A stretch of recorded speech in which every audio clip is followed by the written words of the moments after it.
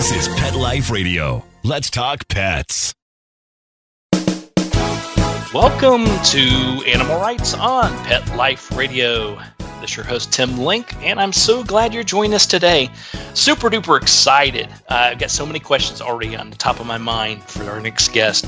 She's the author of the latest book called Horse Crazy, the story of a woman, a world in love with an animal. So a story of a woman, a world in love with an animal. So it's about horses. One of our favorites, obviously. Love horses. And we've got Sarah Maslin Nir coming on to talk to us about the book. I want to talk to her a little bit about her background, which is totally fascinating, and her writing skills, because she is a pro. So I'm really going to pick her brain a little bit on that as well. So everybody hang tight. We'll come back right after this commercial break. You're listening to Animal Rights on Pet Life Radio. Moose is the German Shepherd and hasn't had any kind of health problems at all. He has been on Dinovite since he's a puppy. DINOVITE.com. We tell anybody that has a dog, if there was something that you could do right from the beginning so that you don't have expensive veterinary bills, why would you not do it? Get the Dinovite. Dinovite for life. You get some Dinovite, how happy your dog will be. DINOVITE.com. Let's Talk Pets on PetLifeRadio.com. Welcome back to Animal Rights on Pet Life Radio. Joining us now is author and writer Sarah Maslin Nir. Sarah, welcome to the show. Thank you for having me. Oh, it's my pleasure. And I love the cover. I love everything about the book. It's so fascinating. The book's called Horse Crazy, the story of a woman and a world in love with an animal. And that's very, very true. We love horses. My wife is a horse fanatic, and she loves talking about horses, seeing the horses. And as a matter of fact, I've got a chocolate schnauzer who knows each of the horse farms around our area, and he'll lay in the back seat of the car while we're driving around and instinctually know where the horses are, or what he calls the biggest dogs in the world. And he'll pop his little paws up on the side of the window ledging. I'll roll the back window down slightly, and he sits there and looks at those things. And this is a terrier. He loves to bark. This is the only time he doesn't bark. So gotta love those horses. Yeah, I need this terrier. It sounds like he should head over to New York City and hang out with me a little bit. Yes, he's the cowboy. I call him the renegade cowboy. So he definitely knows those horses. So tell us a little bit about the book, Horse Crazy. Yeah, what's really interesting about the book is that it's about horses, ostensibly, right? But it's really about passion. I call it a reported look at obsession because I'm a reporter for the New York Times, an investigative reporter, and I've always had this secret fixation with horses. And I call it secret because I never revealed it in my professional life. I didn't want to be seen as maybe out of touch or concerned with ponies when what I cover as a New York Times reporter is such challenging and often dark corners of the world. And so I never really told people that so much of my heart and soul was consumed by horses. But what happened was I also never turned my own investigative lens on myself. Why am I so fixated on horses? And that question, because the sum total of a journalist's job description is the word why. And that question, once I posed it on myself, became this journey and became this book. Yeah, and it's a fascinating take on it too, because I love how you're saying that, because your background, I mean, I'll go into it from the writing standpoint, but like you said, you're a staff reporter for the New York Times. You've done a Pulitzer Prize nominee. You've done investigative reporting on everything from nail salons all the way to, I love the one where you were forced to go to all the nightclubs and party with everybody to do an insightful interview. Tough gig there. But you've traveled the world. You've been everywhere doing investigative reporting. And then all of a sudden you come out with this book, and it is a reflective view of not only yourself, but just why people are horse crazy and the different cultures and the backgrounds behind it. Yeah, when I first started thinking about writing this book, actually, Simon & Schuster, my publisher, contacted me after I wrote, as you rightly said, that investigation into exploitative labor practices in New York City nail salons, which was a finalist for the Pulitzer Prize. And they said, we'd like you to write a book about this. And I said, well, I only want to write a book about one thing. And they were like, what? And I said, horses. And that kind of stunned them. But it's an unusual choice for me, but I was a little self-conscious to write it. And a friend of mine said to me, Sarah, the only thing that matters in a book is passion, because passion translates whatever the subject is. And that will come across to your readers. And that really galvanized me to tell this story, because as well as trying to understand my own fixation and obsession with horses, I turned my reporter's notebook on horse crazes around the world. There are 7 million horses in America right now. That's far more than there ever were when they were our only way to get around from place to place. So obviously they're somehow completely unnecessary, but more than necessary in other ways. And I wanted to examine that. So actually my journalist stuff ended up coming into perfect play with my pony-loving heart. And that's the take on the book that really, the whole thing intrigues me, but that's the part that really intrigues me, is the fact that, I can imagine Simon Schuster saying, okay, here's, this journalist has traveled the world, done these really serious pieces, in-depth things, and she wants to write about horses. I don't know. Okay, that sounds interesting, but what about horses?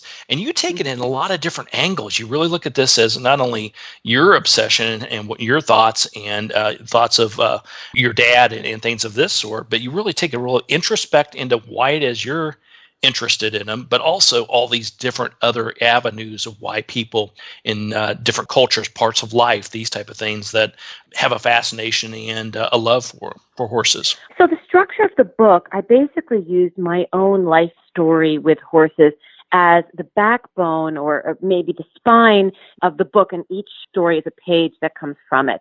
So, for example, I grew up in New York City. I'm the daughter of a Holocaust survivor.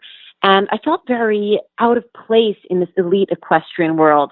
I felt as a Jew from New York City, I didn't have a right to this rarefied world of the elite and the other. But, as the great horse whisperer Monty Roberts said to me, horses don't see that. They demand only one thing of us. They don't demand that you're in cashmere and jodhpurs. They demand that you're a safe place to be. That's what Monty says. And that speaks to me as horses being deeply democratic, that horses really are for everyone. So using examples and moments from my life, I tried to explore that thread. So I'll give you an example. I worked for a time in my 20s for a cowboy in Harlem, believe it or not. Dr. Blair and Mrs. Blair were the proprietors of the New York City Riding Academy and actually the founders of the New York City Black Rodeo. They were Black, and they were committed to resurrecting the erased legacy of the Black cowboy. Until I was 20 and met them, I didn't know that actually Black people were 1 in 4 cowboys in the American West in the pioneer era were Black. And that story has been erased from history.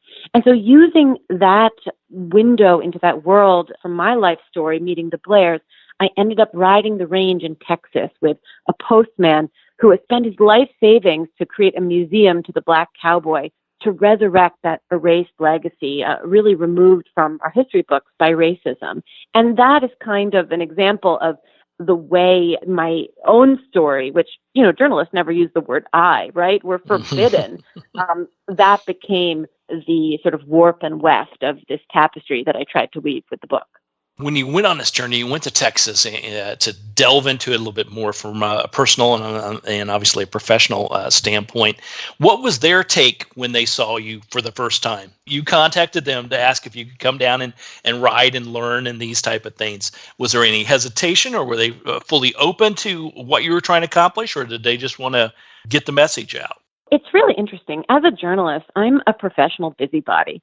I call people up out of the blue and I ask them, can I insert myself into your life? And plenty of people hang the phone right up, but there's certainly a significant amount of people that just want to be seen. And especially with the Black cowboys having been removed from the American story, as the great recently passed scholar William Loren Katz of the Black Cowboy said, if Black people came into the American story, they came under whips and in chains, and that's not the America we wanted to remember. And that's why those cowboys and horsemen have been erased.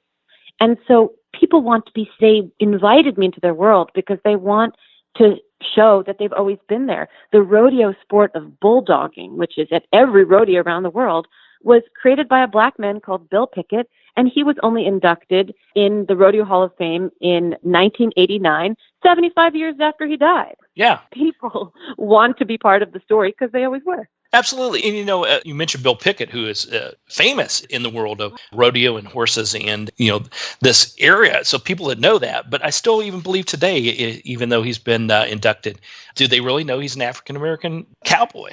Well, I'll tell you something fascinating. The first winner of the first ever Kentucky Derby was a black jockey, and the trainer was a black man who had been emancipated from slavery. And actually, in the early days of American horse racing, people ran the horses they owned with the humans they owned on top of them. And that is not a conversation we've ever had as a country about the debt we owe. And look, the book isn't all dark corners of horse history. It certainly is uplift as well. And the point I tell by these stories is that horses belong to everyone. They belong to the briar collectors that I profile, which are people who love plastic horses, oftentimes because they can't afford real horses, right, and travel around the country with suitcases full of figurines and compete them in horse shows, which was a quirky world I dug into. But, they're horse people too. They're just as horse crazy as me with my real horses. Absolutely. So when you first started this project, how much did you think that you knew about horses and the people that love them compared to once it was completed, what you actually learned? Well, I will give you a perfect example of my mind being blown by horse craziness, which is I was reporting in Rajasthan in India, and I got to ride an incredible horse called a Marwari. Marwari is big and brawny like a thoroughbred and fleet like an Arabian and sure-footed, and they have curlicue ears on the top of their head. And let me tell you, everything is made better by curls, right? Curly fries, pigtails. Curls just improve life. That's right. And so imagine a beautiful horse with curlicue ears on the top of its head. I obviously became obsessed. I had to have one. And when I came back to America, worked body and soul to find one, turns out you can't. The Indian government considers these indigenous horses a rare commodity, and they won't allow the export of them. And actually, since about, I think it's 2006, none have been able to leave the country.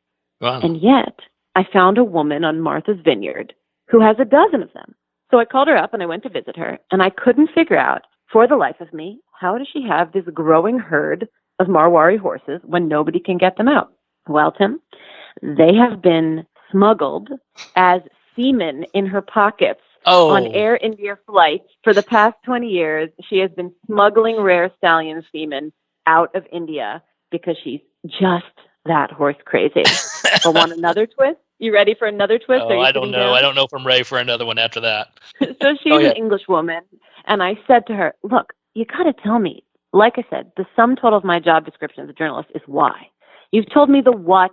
They've gone back for 20 years endlessly to India. You told me about the smuggling the semen and your illicit herd and Martha's Vineyard. But why? Why you, this British woman? Why did you become the steward of the Marwari horse?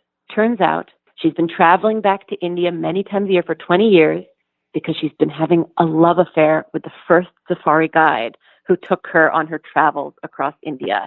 And theirs is a romance that has spanned several marriages, several continents, several decades. And the horses are just swept up in it. Oh my gosh! All right, Sarah. So we know your next book. It's going to be a total different type of. It's going to be less memoir and background of horses and more fiction and a love affair, Harlequin type of romance centered around an Indian lover and Indian horse semen. What I love about being a journalist, right, is that sometimes life is better than fiction. The man she's in love with is the founder in India of elephant polo. I mean, you couldn't make this stuff up if you tried.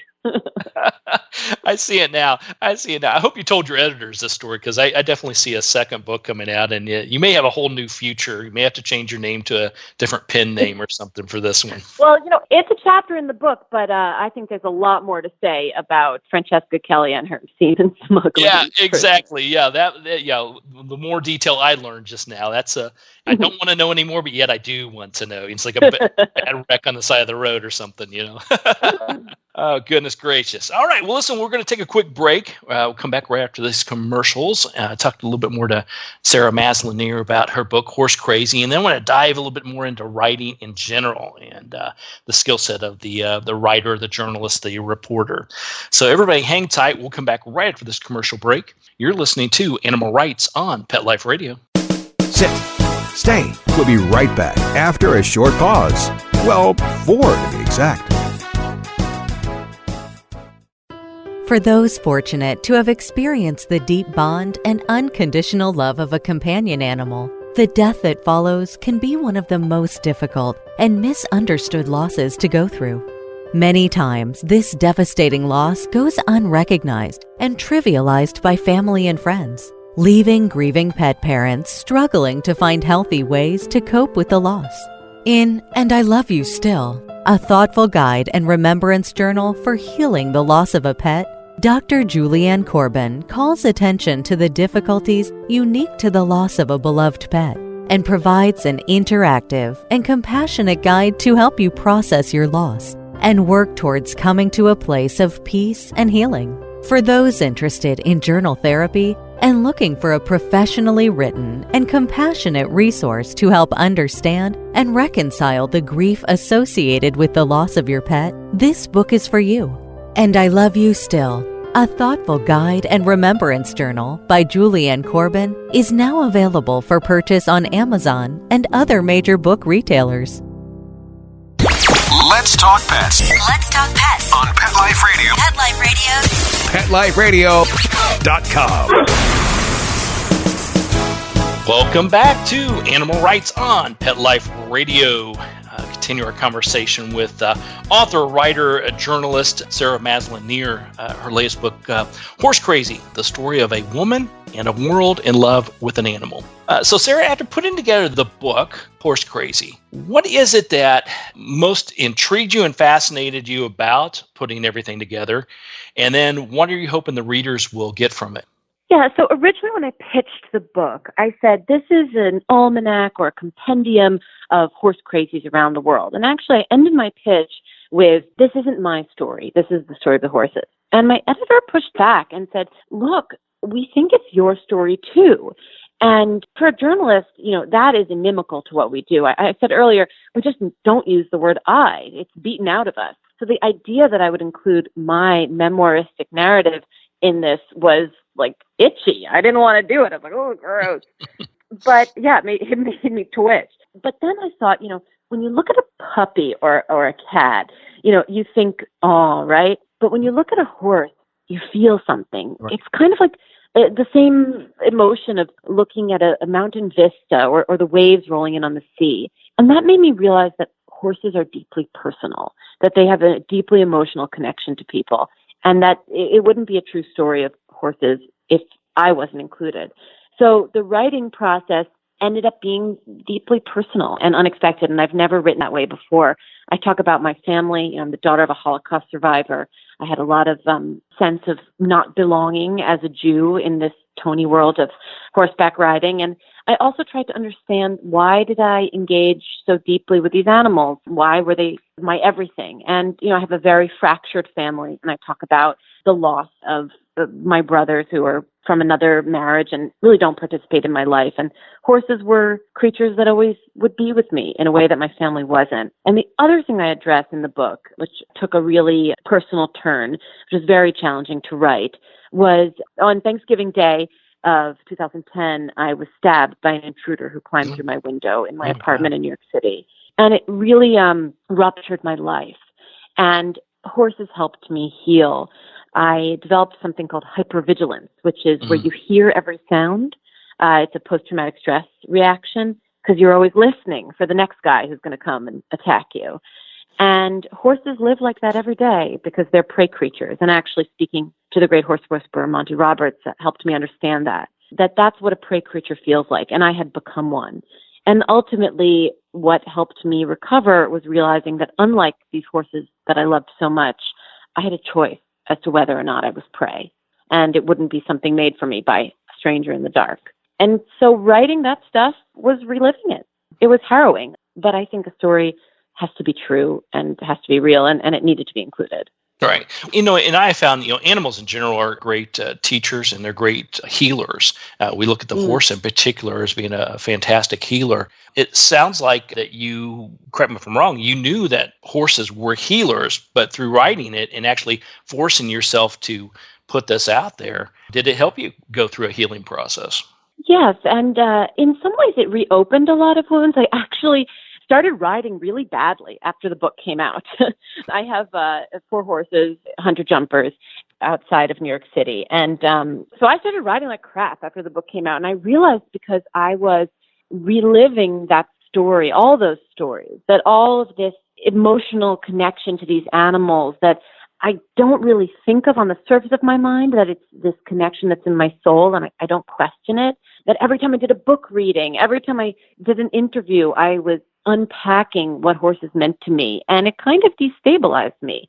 I think I realized how I clung to them to survive this very lonely childhood, how much I needed them to survive being attacked. And resurrecting that through my writing was very challenging. That's really fascinating you say that. But, when I listen to you and listen to your story and read the book, I sort of envision, rightfully or not, that this is another side of you, a side that's been kept in. And though the folks at New York Times may not like this, they want you to be the champion investigative reporter that you are. But on the other hand, I see this other side of you being able to come out and not only heal, but to write from a different side, a different type of writing, touching a different message and in people in a different way. Yeah, that's a great way to look at it. And I think I got to that point, but I think the idea that you write something in a book and close the cover and it's wrapped up with a bow isn't really true. I think memoir can become very stirring, right? It stirs the pot. And I've had a lot of people beautifully write me and say, I never expected to cry so much in reading your book, because it's not really a sad book, but it's very heartfelt and there's a lot of loaded meaning in horses for people. And I didn't realize perhaps that there was so much meaning in them for me, because as I said in the beginning of the book, my love for horses is so part of my body and soul that I don't question it any more than I would the rise and fall of my own chest. And so in questioning it, I peeled back the veil, and it was challenging to understand that they had healed me so much, but that there was so much to heal from. Yeah, absolutely. Big kudos to you, because I think that's one of the brilliance of this book. There's a lot of great books about horses, about people's relationships with horses, the connection with horses in general, and the communication aspects of it, like Marty does. But you tying all that in, that fantastic history and interest and background, the reporter side of you coming out, and then you exposing yourself a little bit too, from the memoir side of it and your background and your father. I think it was a perfect blend of the two. And it's something that, I get the privilege to read and receive a lot of different books about animals in particular, but it's rare that I see the combination of the two. Oh, thank you so much. I actually, find horse books a little isolating, because you can't really ever get in that relationship with one person and one horse. Like, you can't feel what either of those creatures feel. And a lot of horse books are about that dynamic between a person and a beloved horse. And I always feel like I'm sitting on the outside of them. So I tried to make my book really say, we're all here. Get on board with me, jump astride and sit on the back of my saddle and let's gallop along together. And in that, I went to the Museum of the Natural History and, held the 50 million-year-old skull of the antecedent to the equid. And I brought the reader in the belly of a 747 where I flew with 9 Dutch warm bloods that we were importing from Holland to America. And I really wanted them to just, get in the tack with me, because horses are for everyone. Anyone who's ever looked into their big brown eyes, even if they've never sat on them, I consider a horse person, as long as those eyes tug on your soul. Absolutely. I agree with you 100%, and so does my little schnauzer. So it'll be great. Well, I can't let you go without talking about a little bit about the writing aspect. We talked about how you're a finalist for the Pulitzer Prize, doing all this great investigative work for the New York Times and traveling the world. You've got a master's degree from Columbia in journalism, and you graduated from Columbia University. So you've had some serious stuff and some serious articles and some really fascinating things going on. How do you handle that type of writing, the investigative reporting side of things, compared to trying to put together this book? Was one easier than the other, or was totally different? What I always say about journalism is a muscle. Like, yes, I'm fortunate enough to have gotten these credentials and these degrees, and I didn't learn squat at them. I learned everything by doing. Journalism is an activity, and you only get better at writing and reporting by writing and reporting. Actually, someone just said to me the other day, journalism is about noticing what you're noticing, and that's how you get stories. I thought that was so smart. Memoir is image-driven. It's emotion-driven. And so there was almost a relief that I could finally, use all the flowery words that we can't in our spare muscular journalistic writing, that I could be impressionistic. I could talk about how the gorse felt brushing against my face as I galloped to the sea when I was a cowboy at an oceanside ranch. I could talk about the way the feeling of a horse's heartbeat when you hold your head against their neck feels. And, that has no place in journalism, but it has every place in effective literary nonfiction. So it was freeing. It was a relief. Sometimes when I write for the Times, I'll use a fancy word like umber, and my editor will say, "Can't you just write the word brown?" And in journalism, you have to write the word brown, but when you're describing a beautiful bay, you can use umber. There you go. Get that thesaurus out. You're ready to go. Yeah. Oh, fantastic. Fantastic. The book itself, what was that process as far as time to thought, pitching it to your editor to actually having it in my hot little hands right here? It took a year to write.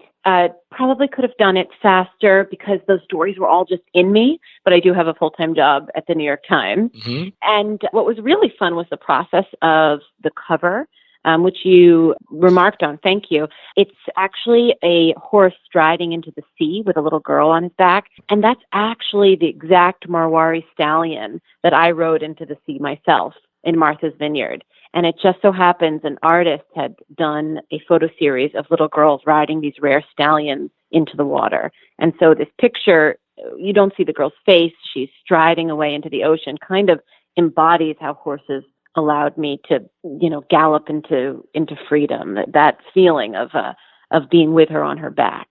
And also I like that her face is obscured because it could be you, and it should be you by the time you finish this book. You should be along for that journey. And then I'll tell you there's a little secret inside the book. Uh-huh. If you open the dust jacket, yes, there is a little golden horse imprinted on the cover. And that is actually from the estate of Wesley Dennis, who was the collaborator with the famous horse writer Marguerite Henry, who wrote Misty of Chincoteague. Right. And in the book, I go swimming with the wild ponies that Marguerite Henry wrote about in Assateague and Chincoteague. And I chronicle this story that she made famous in Misty. And so I wanted a little tribute to the original horse book writer, Marguerite Henry and Wesley Dennis. So I bought that little golden image as a treat for the reader who's lucky enough to find it under the cover. Fantastic. That is so, I'm looking at you. It's like a treasure hunt now, looking for this. I love that. I love that. Well, the description of the cover, and everybody obviously pick up a copy of the book, Horse Crazy. It's a fantastic read and a great book. When you were describing the cover itself, you made the remark, and I'll pitch it back your way. You made the remark, it's this beautiful horse walking into the sea, and it's got this lovely little girl, and she's got her arms out, and she's being free. And you said you purposefully like the fact that the little girl's face couldn't be seen because the reader then could put themselves into who this little girl is as if it was them. Mm-hmm. I actually thought indirectly, I didn't know if that was you or not as a child, but I thought indirectly that is you. I felt that by reading the book, I felt that this is Sarah riding this horse and feeling free about what she just accomplished, free from perhaps a little bit different style of writing and getting this message out in a memoir fashion. So interesting. Yeah, I love that it can be either. I did ride that horse, but not when I was a 5-year-old girl like that girl in the book. Right. Yeah, I thought maybe they 5-year-old woman. Right, I thought maybe they transposed you on that, but I got the personal imagery of it. I didn't know who the little girl was exactly, but I got the imagery that this is how it made, after putting together the book, this is how it made you feel. So an original cover that we had thought about was just the face of a horse with a little hand touching its nose. And I loved that as well because it could be your hand, it could be my hand, it could be anyone's hand. And I guess my whole thesis with the book is that horses are for everyone, and they are a creature that allows us to be limitless. When we sit on their backs, On my own 2 legs, I'm just Sarah. On 4, Lent 4, I'm formidable. And that power that they give us is a gift for everyone. And that was kind of my message. If I were to give you a thesis of Horse Crazy, it's that horses are a gift for us all. Well, I love the thesis. It sounds like it comes straight from the heart. So I love it, Sarah, and it's a beautiful analogy, and I need not add any more to this. So everybody pick up a copy of the book. It's called Horse Crazy, The Story of a Woman in a World in Love with an Animal, Sarah Maslin Nir. Sarah, it was a pleasure. Congratulations on the book. Fantastic job. And if you put together the book about the crazy Spanish lady with the horse semen, I'll read that and get that one as well. I'll do it just for you. Please do. Well, Please do. Thank you for having me. And this is such a wonderful show. It's the fascinating corner of our writing and riding and all animals in between world. And I love it. Fantastic. Well, thank you for your time. It was a pleasure. And we'll look forward to speaking with you again real soon. Okay. Be well. All right. Well, we're coming to the end of the show today. I want to thank everyone for listening to Animal Rights on Pet Life Radio. Got any questions, comments, ideas, or people you want to see, hear, I should say, on the show, you can drop us a line. Go to PetLifeRadio.com, drop us a line. We'll be glad to entertain your comments, answer your questions, and bring on the people you want to hear from most. And while you're there, check out all the other wonderful hosts and shows. There's a cornucopia of great entertainment. That's at PetLifeRadio.com. So until next time, write a great story about the animals in your life, put it in a book, a blog, a magazine, get it out there, and however you do, you may find yourself as the next guest on Animal Rights on Pet Life Radio. Have a great day. Let's Talk Pets, every week on demand, only on PetLifeRadio.com.